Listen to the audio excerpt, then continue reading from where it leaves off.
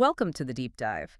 Today, we're jumping into a paradox that you've really highlighted in the sources you brought. Mhm. It's this deep tension between, on one hand, this huge cosmic upheaval, and on the other, some very, very practical, immediate daily ethics. Right. The ultimate now and the not yet. Exactly. So you've got four distinct texts for us: a prophecy, a psalm, a letter, and a gospel. And they're all circling this theme of end times and endurance. That's right. And our mission really is to get to the bottom of why these traditions, when they're staring down the potential end of the world, they pivot so hard from, fire and collapsing temples to, well, to instructions on paying your rent and not being a busybody. It's such a study in extreme.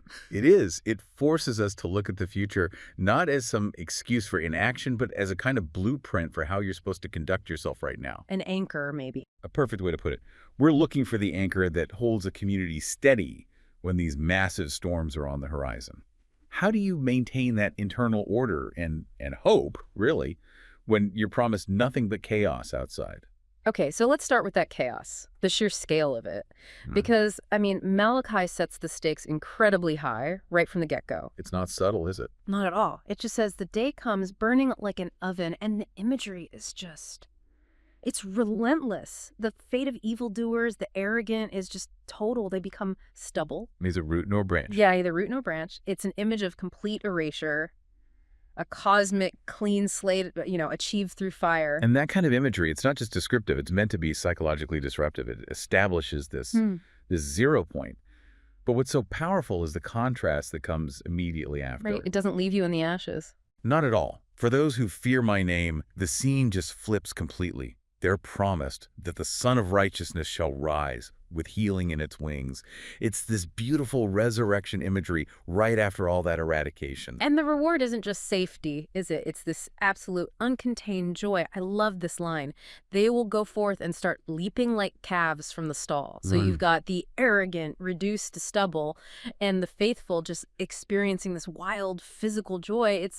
It's the whole scope of judgment and salvation in one breath. And that idea of total disruption gets picked up right away in the Gospel of Luke, but he grounds it in something they could see and touch every day. The temple. The magnificent temple in Jerusalem. The disciples are in awe of it, right? The stones, the offerings, and then comes this prediction that just shatters everything. There shall not be left here one stone upon another. That will not be thrown down. It's the immediate physical shock that comes before the cosmic one. So, of course, the disciples asked the question we all would: when? And what's the sign? Exactly. And this is where the teaching becomes so practical, almost clinical in a way. The first command isn't about preparing for war or famine. No, it's about managing your own head. It is. Take heed that you are not led astray. The warning is about the internal danger of false messiahs, of people running around saying, I am he, or the time is at hand. That's so critical for this deep dive. The first act of endurance is skepticism. It's about not getting swept up in charismatic panic. It is. And then Luke gives the list of the global precursors, the big picture chaos. Wars, tumults, nation against nation. Earthquakes, famines, pestilences, terrors, and great signs from heaven. But the instruction woven through all of that is, Do not be terrified. do not be terrified. These things are signals, they're precursors, but they are not the final moment. The instruction is to wait, stay calm, and above all, don't be deceived. Okay, so that sets a pretty intense backdrop. Cosmic fire, local collapse. But now we hit that massive pivot you mentioned. Because if the end is coming, why bother with the mundane stuff? This is the bridge we have to cross. And this is where it gets really interesting, because we go from these huge warnings to detailed instructions on how to pay for your dinner. Well, 2 Thessalonians is a direct corrective, isn't it? It's addressing the social breakdown that happens when people mistake intense expectation for immediate fulfillment. Yes. If you really think the fire is coming tomorrow, Why? plant a crop. Why go to work? Exactly. And the writers of the letter, they lead by example. They say point blank, we were not idle. We worked with toil and labor night and day, just so we wouldn't be a burden. And the detail that really strikes me is how specific they are. We did not eat anyone's bread without paying. Mm. They felt they had to do this. Even though they believed they had the right to be supported, they worked to set this high bar for personal economic responsibility. It kind of elevates paying for your food into a public testimony. It connects economic dignity with spiritual integrity. Mm. And the problem they're addressing, it isn't just general laziness, it's a very specific social disruption. They're getting reports of members living in idleness. And being mere busybodies. Right. Mere busybodies not doing any work. The implication is that this idleness wasn't passive.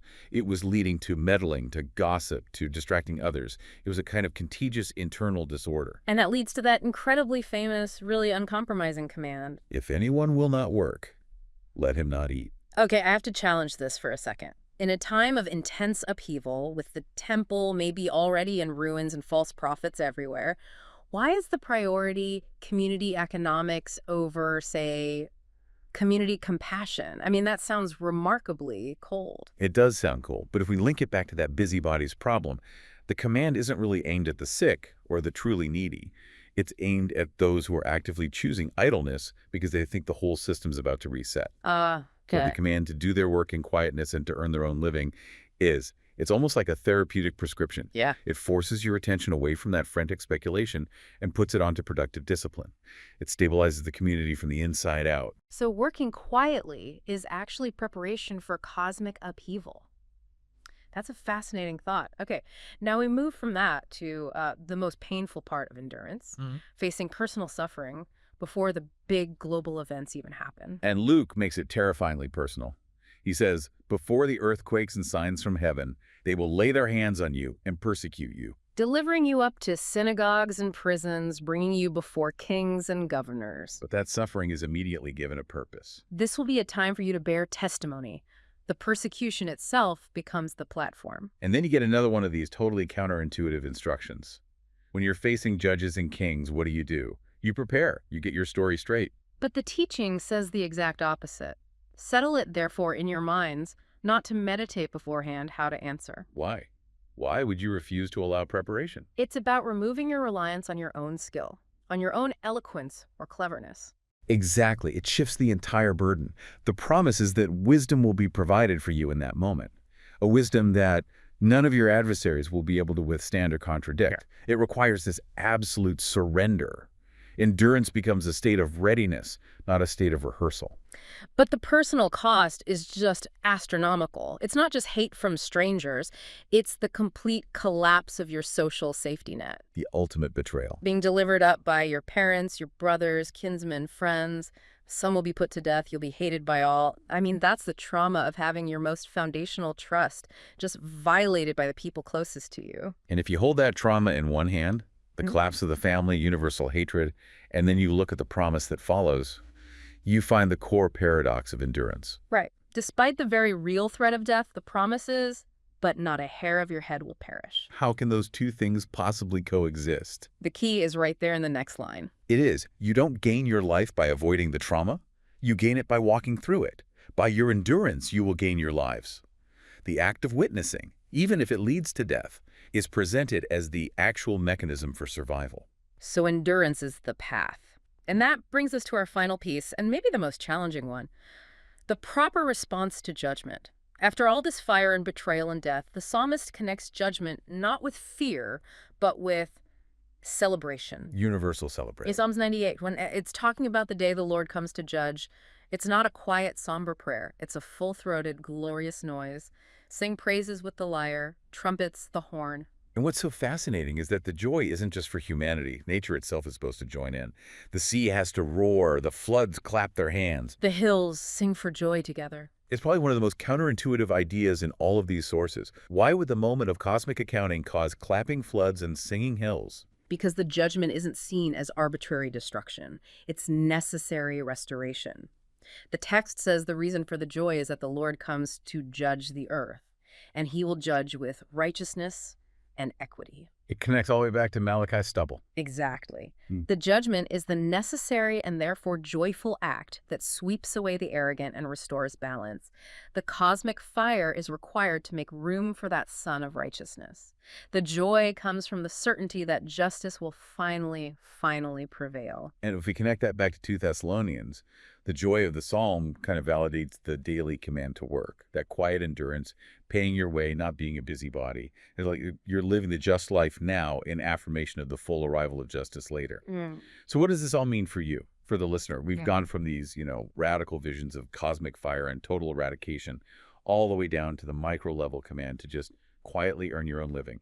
The insight, I think, is that the sources unify these extremes. Mm-hmm. They teach that endurance isn't passive. It's not just a waiting game. It's an active, disciplined, and even joyful commitment to ethical conduct. Into testimony. And to testimony. That ultimate survival, gaining your life, it depends entirely on maintaining your own internal order and discipline, even when the external world, and maybe even your closest relationships, are just collapsing around you. So here's the final thought I want to leave you with. Right. The sources describe being betrayed by your own friends and family, facing this ultimate hatred, but you're promised this divine wisdom for your testimony in that moment. If endurance is the key and the arrival of judgment requires joyful celebration, how does that seemingly trivial everyday act of quietly earning your own living, paying for your bread, how does that fundamentally prepare you for the trauma of ultimate betrayal? How does that simple act become the bedrock that allows you to endure and maybe even to celebrate when everything falls apart?